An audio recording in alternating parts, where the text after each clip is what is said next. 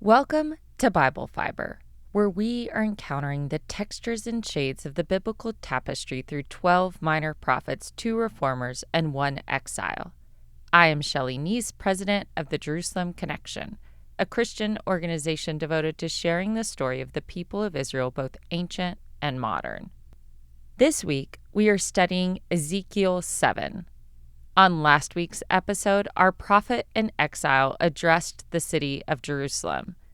This week, he expands his message to all the land of Israel in a highly evocative sermon. We are only 7 chapters into Ezekiel, but the message is starting to feel like the reverse of the classic folktale of Chicken Little. In the folktale, after an acorn falls on Chicken Little's head, he falsely determines that the sky must be falling. He spreads the news to all his animal friends like Ducky and Henny, and total hysteria ensues in the community. Ezekiel had the opposite experience. He knew the proverbial sky was falling, and it was not the result of naivety or a misunderstanding of gravity. As God reveals the impending devastation of Jerusalem, the panic tone in Ezekiel's prophecies ratchets up. However, unlike Chicken Little, the Israelites did not take his warnings too seriously. Ezekiel's poetic style relies heavily on repetition to hammer home his points. In English translations, the repetition can sometimes feel redundant. In Hebrew, chapter 7's poetry breaks down into 3 panels, each delivering short lines that give the oracle a distinct staccato sound. It is almost as if Ezekiel is imitating the rapid blast of a shofar sounding the alarm before an attack. For translators, the chapter is nightmarishly difficult. The Hebrew is garbled in spots, and certain lines seem unfinished. According to the oracle, God's punishment was so close at hand that it had essentially already begun. There was no chance of putting the smoke back in the bottle. Ezekiel's predecessors had warned that judgment was imminent, but Ezekiel announced its arrival, saying, "The time has come, the day draws near." The period of God's blessing was over, and the period of his curses had begun.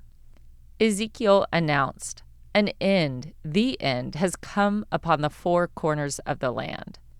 God's curse was comprehensive, covering every cardinal direction. Jerusalem was not the only city headed for disaster. All the Judean towns in the countryside were going to get swept up in the violence as well. God admonished, "I will judge you according to your ways. I will punish you for all your abominations." In case God's people saw their punishment as unfair, Ezekiel reminds them that they deserved the consequences they will soon suffer. Their abominations provoked God's wrath, and it was their fault, not God's fault. It was not God's character that was on trial. God's sovereignty could no longer coexist with their disobedience. He hated evil so much that he could no longer tolerate its takeover of Israel. His justice was not overly punitive. It was consistent and faithful with the covenant guidelines. Over the centuries of disobedience, their inclination was to assume God had overlooked their sin because of their election.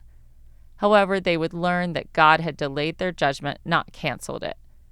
The Apostle Peter described God's long-suffering character in his epistle, "The Lord is not slow about his promise, as some think of slowness, but is patient with you, not wanting any to perish, but all to come to repentance." When Yahweh first commissioned Ezekiel, he appointed him as a watchman, ready to sound the alarm of imminent attack. As Ezekiel's message grows in its sense of urgency, it has the sound of a sentry trying to alert his people. The introductions to each poetic panel are emphatic. The end has come, disaster after disaster, and your doom has gone out. As the oracle expands, Ezekiel details what to expect on the day of the Lord. He warns that when God's punishment strikes, Judah's economy will collapse. He said, "Let not the buyer rejoice nor the seller mourn, for wrath is upon all their multitude." All transactions would be pointless since they were about to lose all their earthly possessions. Ezekiel predicted, "They shall fling their silver into the streets, their gold shall be treated as unclean." Without an economy and without food to purchase, their money was useless. It could not fill their bellies or defend their homes. Incidentally, Ezekiel 7:19 is the same as an earlier prophecy from Zephaniah 1:18. The prophets often like to quote other prophets. In their suffering, the people would come to despise their silver and gold, seeing it as an unclean stumbling block. During their days of decadent idolatry, they either melted down their jewelry to fashion idols, or they brought their fine jewelry to decorate pagan shrines. Biblical translations differ on that point. Either way, they offered their most valuable possessions to false gods rather than the one true God. Pastors often try to make the prophets relatable by saying that in modern times we idolize money, which is true. But in Ezekiel's day, they had literally turned their wealth into idols.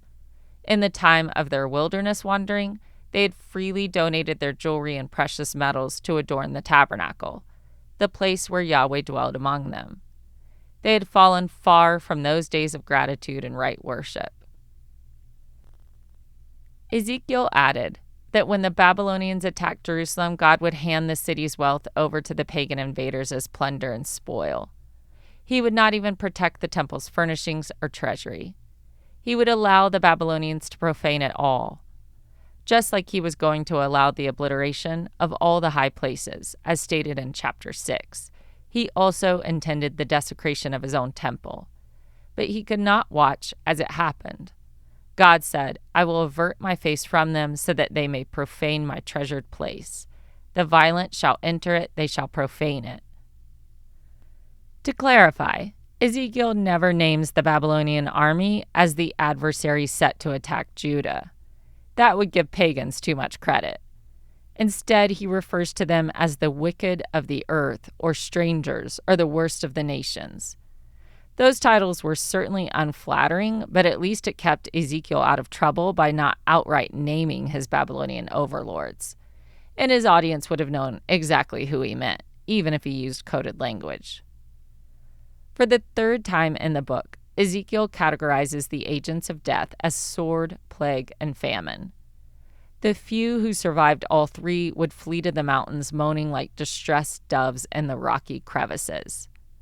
To underline their helplessness, Ezekiel said, "All hands shall grow feeble, all knees turn to water."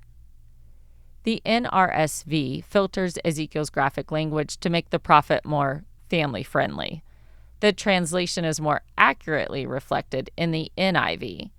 "Every hand will go limp, every leg will be wet with urine."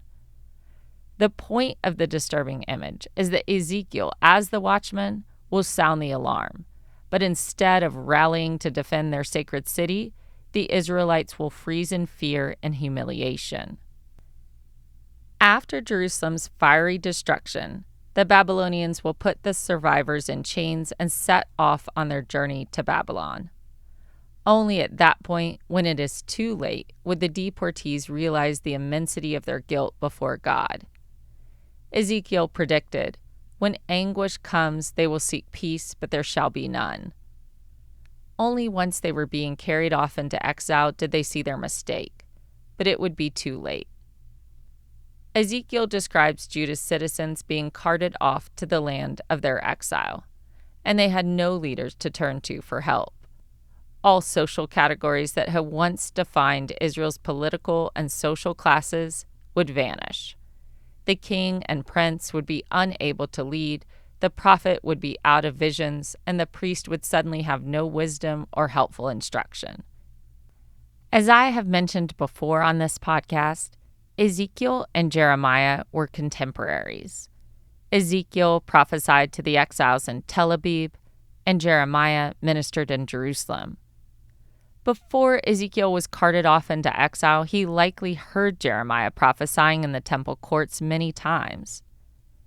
Their messages were both similar and distinct. Jeremiah indicated that there was still time to repent and avoid judgment. For Ezekiel, Yahweh's patience had run out, and there was no time left to be lenient. Their teachings around the year of Jubilee exemplify their different prophetic approaches.